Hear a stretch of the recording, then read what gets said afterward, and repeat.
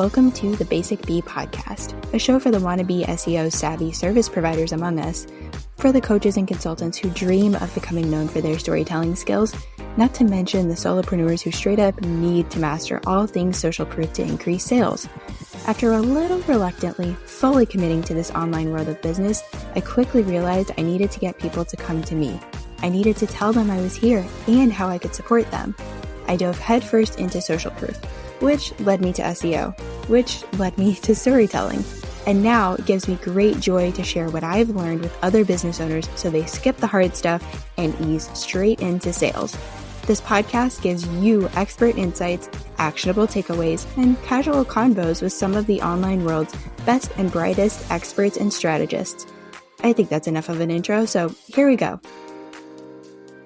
Well, welcome back to the Basic Bee podcast, and thanks for joining, whether you're watching us on YouTube or tuning in from your favorite podcast player. I'm really stoked to have you here. And you're in for a treat because I've got my friend Matt Diamante with me, and we're going to be chatting all things SEO. Literally, I'm asking him questions about SEO because he's been in the game a bit longer. He knows things. I love it. So quick intro for you is that Matt is the founder of the HeyTony agency, a dog dad times two, and he spends his days helping entrepreneurs navigate digital marketing. Welcome to the podcast, Matt. Thank you. Thank you. I think I need to update my bio because now we also have two cats. So I'm a dog dad times two. We have two dogs and we have two cats. And running a little bit of a zoo over here. I love that. Never a dull moment. That's the best way to do it. Yeah. That's awesome. So one question that I love asking guests is, which do you believe is most important for sales? SEO, storytelling, or social proof, and why? Oh my God. That's such a loaded question. It is. It's kind of everything at the same time. I never really got into the storytelling side of things till recently, when I started doing my own socials and, telling my own stories and going on podcasts and all that kind of stuff, which that really does help with sales, especially in 2024 now. In 2023, it was very prevalent. Everybody was talking about, you need to be doing storytelling this, storytelling that, appear on socials, talk about your day, show your life a little bit more kind of behind the scenes, but then also in your content, tell a little bit more of a story instead of just trying to sell somebody, which I honestly believe works, wonders. And since you asked that question, I'm like, I haven't really ever been doing storytelling, but I've been writing emails for clients for close to 10 years. And a lot of it was storytelling. And I just didn't realize, where we're talking about a client who, for example, grew up without resources and all this kind of stuff, and who is now, a known person, and they're, selling a lot of products and all that kind of stuff. So I was the one writing all those emails. I was the one asking the client, hey, can you tell me a little bit more about this? Tell me about your childhood. Tell me about, what's going on in your life. And then translating that into, bad as it sounds, like a sales email to kind of tug on those heartstrings a little bit and get people to buy. Yeah. So storytelling is definitely important. Yeah. When it comes to SEO, it's kind of hard to say because people are going to your website, if they are finding your website, for a reason. They're looking for a specific piece of information. And the storytelling part of recipe sites, for example, is so annoying. I hate it so much. Why do I need to know about your kid's soccer game? And this is the inspiration behind this, turkey chili. It doesn't make any sense to me. It just give me the recipe. So I think storytelling, yes, you definitely need to, when you're talking about SEO and you're writing blog posts on your website, you do need to be adding in your own flair and your own stories that nobody else is really talking about. But at the end of the day, don't BS people. Make sure that you're actually including the content that they're looking for. And it's clear. It's not just in the middle of a paragraph. You have a very clear subheading, here's the question that you're asking and here's the answer in the paragraph below, kind of thing. Yeah. So yeah, I think storytelling, it lives more in our lives than we actually think it does. Oh yeah, I couldn't agree more. And it's even gotten to the point where my boyfriend and I will be watching a movie or a TV show or something, or we'll even be going somewhere. It happened a lot with the holidays where something would happen and I would kind of jot it down because I wanted to tell people about it. And then I found myself weaving it into not only everyday conversations, but also like, DMs with people or blogs or emails or whatever. So I agree with you. And you kind of said the answer that I was hoping for, which is that they all, SEO, storytelling, social proof, they all weave together, and they're really important especially for sales, but any kind of conversion. Yeah. So last year in 2023 in December, so I live in Canada, but we're really close to the US border.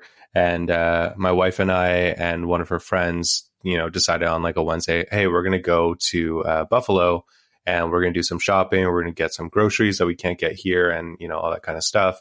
And while we were there was an explosion at the border. Somebody rammed their car into one of the border agent booth things. And there was like an explosion and all this kind of stuff. And like my wife took too long in Target. Like she walked down every single aisle and looked at every single thing. And like, that's like her Disneyland. Like she loves it. So I was like, I walked around the store 4 or 5 times myself. And anyways, we ended up running way behind schedule and we were just going to come back to Canada and eat lunch here. But we were like, okay, well, it took so long. We're just going to grab something quick. Then we're going to head back. And before we could even grab something quick, friends started texting me being like, oh my God, this is crazy. Because they saw my Instagram stories that we were in Buffalo and they were like, the border's closed down, all this stuff. It's a potential terrorist attack, which it turned out not to be a terrorist attack. It was just somebody, I don't know if they had a heart attack while they were driving or they were drunk or if there's a medical issue, but it wasn't a terrorist attack. So anyways, they closed the border down for several hours and we're trying to figure out what was going on. And long story short, the next day when I got back, because we ended up staying the night, I sent an email to my email list just being like, hey, here's the situation. Here's what happened yesterday. I was stuck in the US. I didn't have my laptop. I couldn't do any work. It was like a forced day off, all this kind of stuff. But the thing that I did have working for me was my SEO. I got 5 or 6 inquiries yesterday while I was away because people were coming to my site organically. So that's like, in terms of storytelling, that's something that like, it could be something that isn't necessarily related to what you're talking about in your sales process, but like that is 100%, my life at this point where I'm getting people coming to my website, watching my videos, whatever it is. And I don't have to do anything every single day, if that makes sense. Yeah, because that's the brilliance of having all these things working for you, especially SEO, is that it drives the traffic to your site. And then hopefully you have the storytelling in there, you have the stats, you have the social proof. It's there, it's working for you. You've already put in the effort. Yeah, that's why I love organic marketing so much. And I know you agree with me. Yeah. That is wild. I heard about the story, the guy running into the gate and everything, but that's wild to actually know that I knew someone who was there that day. That is just wild. All right. So for all of these questions, since I have things to ask you and you have knowledge to share, I'll preface this by saying like I find myself DMing Matt a lot, like very often. So I asked him if I could just bring him on the show and ask him these questions on air. Perfect. And I want to point out that people like to think that SEOs have it all figured out and that we know all of the things and we're just like naturally gifted. As soon as you learn SEO, it's like you know all of the stuff. But part of what I really love about this field is that literally no one has all of it figured out, mostly because Google won't tell us everything, but whatever. And we're all constantly learning. You have to. So are you ready for me to start volleying questions at you? Absolutely. All right. First one, because this has come up so often recently with my clients, is I find that setting up Google Search Console and Google Analytics is stumping a lot of business owners, and myself included, when certain things happen, like my clients are hosting their websites on Webnode or some really random website host that I've never heard of. Mm-hmm. So what is your advice when people run into this situation?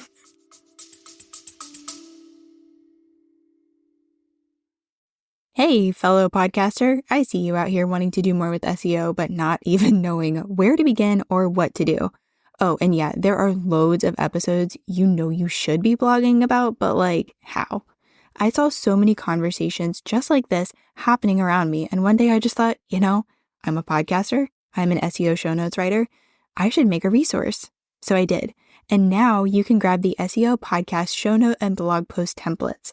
You get everything you need to go from podcast idea to SEO optimized podcast show note to SEO-ified blog post, which means you've got 2 long-form content pieces out here marketing for you 24/7. I even included video training so you know exactly what goes where and how to incorporate SEO for your podcast ASAP. Click the link in the show notes and grab your templates today. So setting up Google Search Console, first, let's take a step back and figure out why we want to do that. Let's answer that question. Why do you want to set up Google Search Console? Why should you set it up? Basically, Google Search Console, you connect your website with Google and you can submit what they call a sitemap. So your sitemap is basically a list of all the pages on your website. And once you connect that with Google, Google will start, they'll crawl your site, which just means that they're going to visit your website and look at all your pages on your website. And once they start doing that, it usually takes 2 or 3 days if you're setting up a brand new account. Then they'll start giving you search data for your website. So what that search data is basically how many impressions are you getting to your website? And an impression is just anytime your website is shown on the Google search results, that counts as one impression. So it'll show you how many impressions you're coming up for, what keywords you're coming up for, how many clicks you're getting, what the click-through rate is, all that kind of stuff. It'll show you how many backlinks you have, which is just a link from another website back to your website. It'll show you your internal links, which is links from one page on your website to another page on your website. And it basically just shows you if you have any issues on your website that are preventing you from indexing. And Google will also say like, hey, we're not looking at these pages. And you're like, well, why aren't you looking at these pages? And they might give you a reason like, oh, the content is, too similar to another page on your website. So that tells you as a business owner, okay, maybe I need to, either delete this page and 301 redirect it, which we'll talk about what 301 redirects are later. Or it's like, okay, I need to make more unique content for that page, or I don't have enough content on that page. So Google Search Console is a really great resource to show you how you're doing in the search results, what you're ranking for, where there's opportunity, and just, allows you to track everything. Mm-hmm. If you're not measuring it, then you're not growing, right? Yeah. And you're not able to use that data to then inform whatever your next steps are. Yeah. So I just explained what Google Search Console was. So how to set it up. Basically, when you first log into Google Search Console, and this will be the same account that you have your Google Analytics with or your Google Business Profile, whatever Google account you're using, that's going to be the same one that you should use to set up Google Search Console. You'll get a prompt saying there's 2 boxes that come up. Basically, you want to choose the one on the left and you want to add a piece of code to your website. This sounds complicated. It's really not, I promise you. I broke this down over, I think, 2 tutorials, like 2 longer YouTube videos showing you the step-by-step process, which I'll send to you, Brittany, and you can put those in the show notes or do whatever, or email it out to people. But yeah, basically, I could talk you through the steps right now, but it doesn't really make that much sense. You're going to grab a piece of code and you're going to add it to wherever you registered your domain. So if you're using Wix or Squarespace, they have places where you could do this there. If you're using WordPress, you're going to have to log into your website host to do that. Yeah, I'm really glad that you have the tutorials. We were chatting a little bit before we hit record, and I was like, sweet, mention it, please, because all of your tutorials have been really helpful. And sometimes I've even sent clients, like if I haven't had something recorded, I'm like, oh, Matt has this, go look at this. So it's been very helpful. Thank you. I love that. Yeah. I mean, why make it complicated and why be like, the kid in the sandbox as a business owner that's like, mine. No, like you're smart. You've got tutorials. I'm going to point people your direction. Thank you for that. And I will definitely make sure the links are everywhere. Love it. All right. Cloudflare. That has come up in our conversations. And I'll just kind of let you take it away with why someone might want to use it, how you use it in your business. It is paid, I think, right? I'm pretty sure they have a free version of it. That's very limited. And I think it's like $20 a month or something is their lowest tier paid. And honestly, like I don't have a ton of experience with Cloudflare on a daily basis. Basically, what we use Cloudflare for is to reduce the load on our server. So if we're getting a lot of traffic to a website, for example, Cloudflare basically takes a picture of that page and they'll serve that picture instead of us loading our website on our server over and over and over again.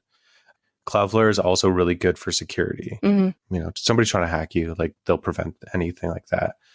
So it's really good there. Most of the time, you do not need Cloudflare. You do not need all this kind of stuff. Especially if you're a local business, like I just want to be clear, you can add in all of this stuff to any website, but you don't need to feel overwhelmed. Like, okay, I need to know about this Cloudflare thing.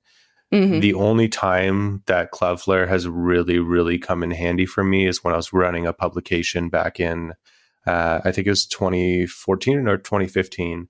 And we went from not having Cloudflare and just having like regular hosting and like not getting much traffic to the website to all of a sudden we were getting 4 million people to the website in a matter of a couple days. Whoa. And that crashed the website, that crashed the server. I think we had a couple articles that were like higher up on the first page of Reddit. I actually think we hit number 1 on Reddit on the just all page or whatever.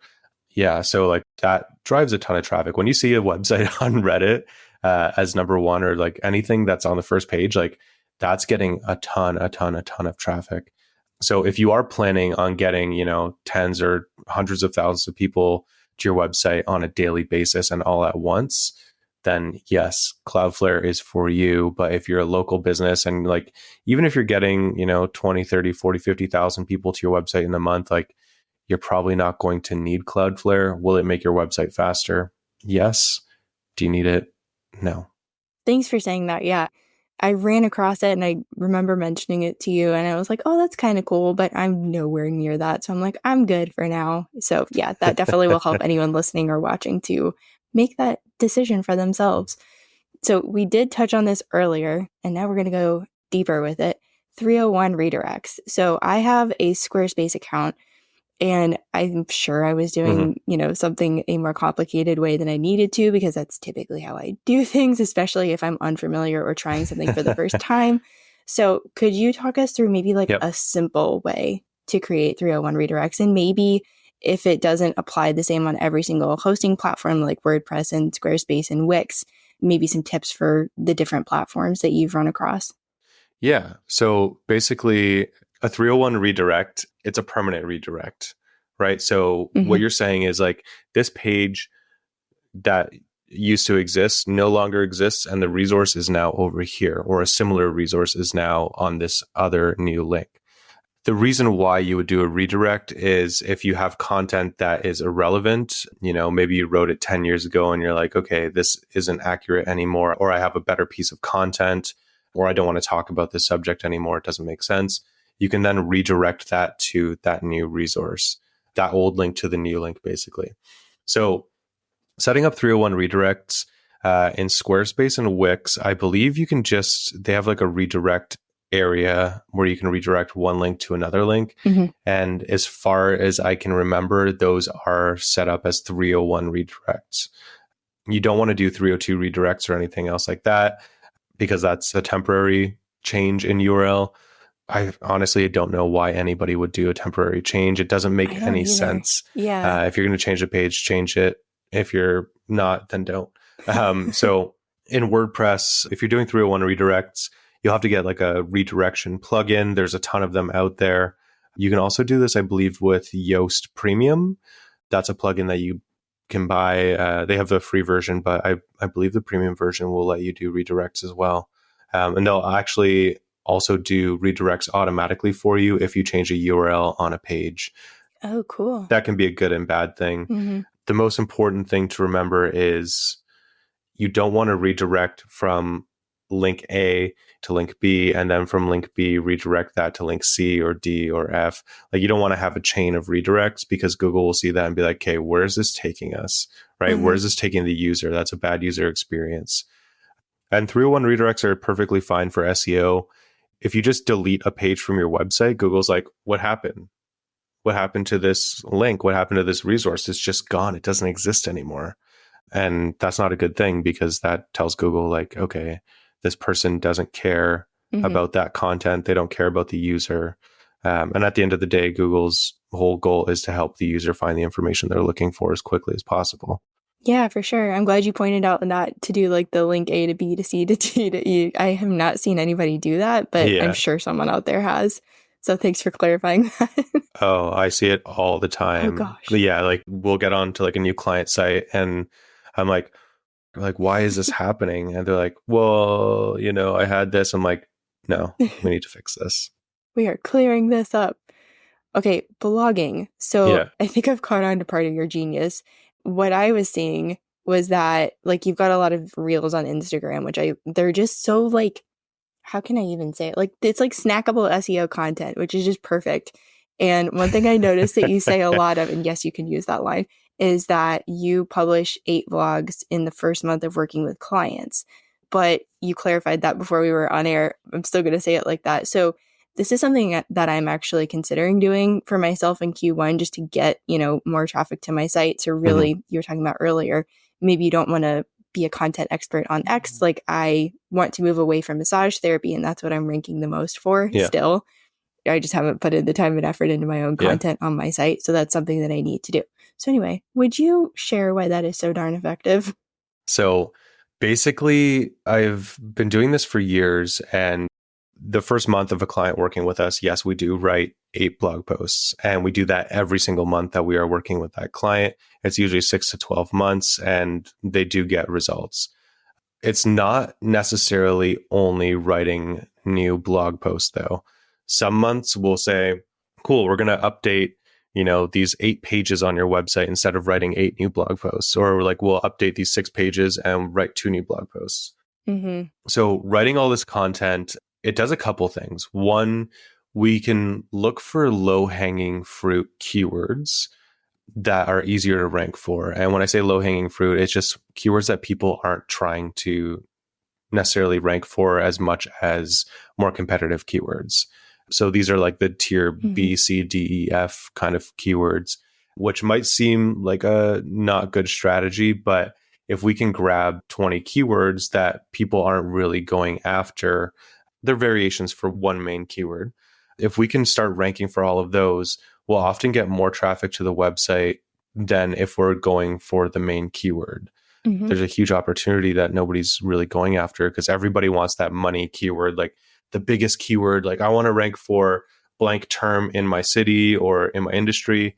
And that's just like, why are we going to spend all our time and money trying to go after one thing when we can go after, 100 or 1,000 keywords or variations of keywords? With all that being said, we do go through and we don't always write new blog posts. We, like I was saying, update pages. And by updating pages, like we are writing a lot of new content and doing some technical SEO. And when I say technical SEO, I mean like making sure the heading tags are appropriate, making sure that we're using the keyword in there, make sure we're doing internal and external linking. And that's basically it. So by publishing so much content, one of the things that we're doing is we're kind of forcing Google to be like, okay, these guys are talking about this topic or this series of topics. Maybe we should give them a shot, right? And it's not a hard keyword to rank for. Nobody else is really going for it. So if we can rank for those things, then we start getting more traffic from Google to our client sites or to our own websites. And with more traffic coming to your website comes more authority, right? So if you're getting a lot of traffic to your website, if we're getting traffic for all these different keywords, the authority of our site is going to go up so long as people are actually consuming that content and staying there. They're not bouncing right off the page. These are all signals that show Google like, okay, people like this content. It's good. We should rank this content higher. And if you're writing a larger volume of new content for your website, like 8 blog posts a month, or if you can do 16 a month, one every other day, that would be huge as well. Basically, what we're doing is we are creating like topic maps that tell Google that this is what this website is about. We're answering like every question we possibly can about one topic. So for example, we have a client who sells cold tubs, those like ice bath things. Yeah. And we wrote a bunch of articles, a bunch of content answering questions about ice baths. Can you get in one when you're pregnant? Like that's one example of it. And a lot of people are looking that up, but nobody's really going for that, right? A lot of people are wondering. So if you can provide answers to these questions, you're going to get a lot of traffic to the website, which is going to bump everything up kind of as a whole. And with writing so much content, you're giving yourself an opportunity to get backlinks organically. right? Yes. So if somebody is writing a blog somewhere else, like a mommy blogger in this situation, and it's like, okay, well, can you do this stuff while you're pregnant? Or here's 10 things that you can do while you're pregnant.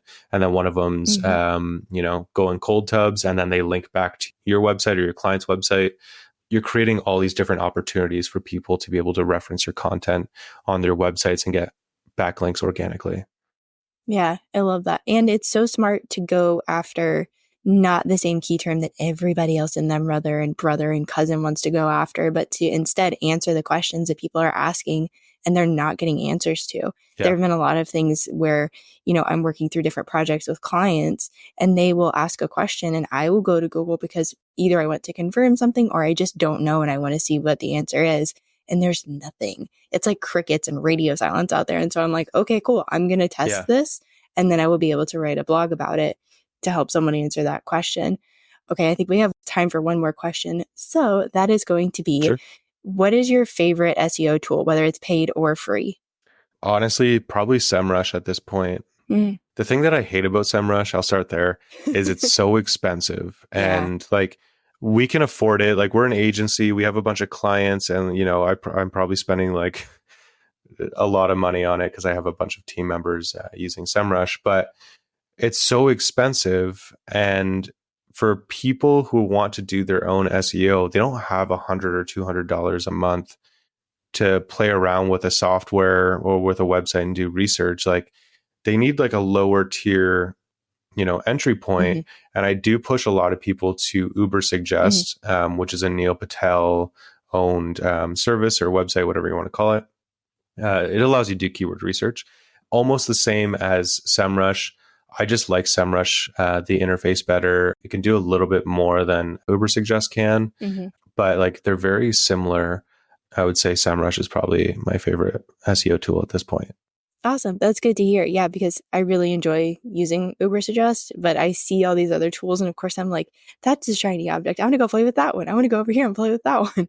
So to know that Uber Suggest is pretty good, like, I'll stick there for a little bit longer. Yeah, Uber Suggest will serve you well. Even like, the numbers aren't necessarily like the keyword research data. Like, the numbers aren't necessarily the same as SEMrush, but I'm like, who's right, who's wrong? Like, they're all grabbing their data from Google. Maybe one's just not as updated as the other. I don't know. But going back to what you had just said, there's a lot of shiny tools out there, shiny objects saying, oh, this is going to help you rank on Google. There's these AI things. There's, all these like auto writing things that you can do. And honestly, like, what we use on my team is we use SEMrush to do the keyword research. And then we use ChatGPT to write the first draft of the article. We still go in and edit and have to do all the SEO stuff. But like, the thing that used to take the longest period of time, which was like the actual writing and research, now takes the least amount of time. So if anybody listening is a small business owner and you're like, oh, I don't have time to do all this writing, like, ChatGPT will do it for you. And I also did a webinar recently where I share my screen. Somebody on the webinar gave me their website and I went through. I'd never heard about their business before, never been to their website, did keyword research, came up with an article outline, got ChatGPT to write an article, I think all in like 45 minutes or 40 minutes or something like that. So it's like, it's really quick. And like, that was me explaining the process and going through and answering questions during that as well. So you should be able to write like a pretty decent piece of content in like 20, 30 minutes and then spend another 20, 30 minutes editing and fact checking and all that kind of stuff. But yeah, like, that's really all the tools that you need. You need SEMrush or Uber Suggest, free ChatGPT if you want, or you could pay the $20 a month. And then we use another tool called Looker Studio to do our reporting. That's a free tool by Google that you can use. You don't necessarily need to use that if you have Google Search Console and you are a business owner. You can just go in Google Search Console and see all that same data. Looker Studio, you can just grab more data and do more comparisons kind of really quickly.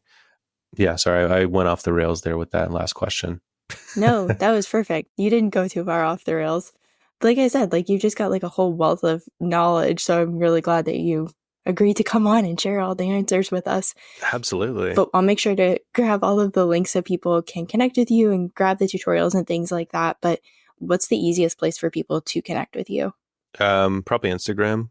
And plus, like I said, you've got all the awesome reels over there. Yeah, I mean, just go spend an hour with Matt. Oh my God. Side story. I got a call yesterday from a guy and he was like, "Hey man, I want to buy one of your courses, but like I'm not ready yet. Can you just point me in the direction of like which course I need and all this stuff?" I'm like, "Well, did you take my free course?" He's like, "You have a free course?" So I sent him the link to that. And then I was like, once you take the free course, the paid course will show you the step-by-step process. And he's like, "Oh, thank God, man." He's like, "I've been watching all your reels." And I was like, "What do you mean?" And he's like, I scrolled all the way down and there's like 650 or something. He scrolled all the way down to the first one that I posted and he's been watching all of them. And I'm like, "Oh no, don't go to the back and work your way up. Start from the top and work your way down." Because like when I started doing reels, like not even a year ago, they're bad. If you go scroll, they're not as good as what I'm doing now. Not that what I'm doing now is good. They don't resonate as much with people, right? And like the information is not necessarily as good or as succinct. So yeah, Instagram is probably the best thing. Start at the top, work your way backwards. The videos aren't in any kind of order, so watch where you want. And if you want the really good stuff, make sure to get and I'll grab the link from you for the free course. But yeah, just before we go, you touched on something. SEO and social media and all of that stuff, it's all about kind of like testing your hypothesis, trying something out, and then finding your groove. So it's not bad, or, for anyone listening or watching, that's totally normal. That is all part of the process, is like putting stuff out there, writing blogs, putting content out there, seeing what happens, and then figuring out what your special sauce is. Like, yeah, that's kind of the journey, right? 100%. And like, that's why I've left all those early videos up. I say early videos, but it's like, it's not even a year ago. And like, I look back, I'm like, wow, like what was I doing? But like, I left them up not only for myself to go back and see and be like, okay, you've come a long way. But if anybody else is like, okay, well, where did this person start? Like, how did he get to where he is now? What's the evolution? And like, it could be for inspiration, could be for motivation. But yeah, you're absolutely right. At the beginning, just start blogging, start making videos, start posting on social, and you'll eventually find something that works. And once you do more of that. Exactly. I'm so glad you joined us. Make sure that you follow, subscribe, share, and tag us if you found anything interesting, helpful, insightful, so we can keep this SEO party train going. And thanks, Matt, seriously, for coming on and joining us. No problem. Thanks for having me. This is great. That was really something, wasn't it? Let that really sink in and guide you toward being the answer to even more Googled questions. Thanks so much for joining me this episode. You are the reason this show exists and that it keeps growing. Thanks to all those follows and reviews. If you know someone who could benefit from what was shared, send it to them. We don't do shy around here. If you thought of clarifying or follow-up questions while listening, you know what to do. Say hi on Instagram. Check the show notes for all the things that were mentioned, and I'll talk to you soon, friend. Okay, you get it. You know SEO is important, but no, you're not interested in learning another skill. Who has the time? But who are you supposed to trust with the task of getting SEO to work for you? Someone who won't ghost you mid-project or treat you like a dum-dum lollipop. Someone who actually wants to empower you and your team with all things SEO. Hi, yes, it's me, Brittany, and you are the person I created the SEO packet for.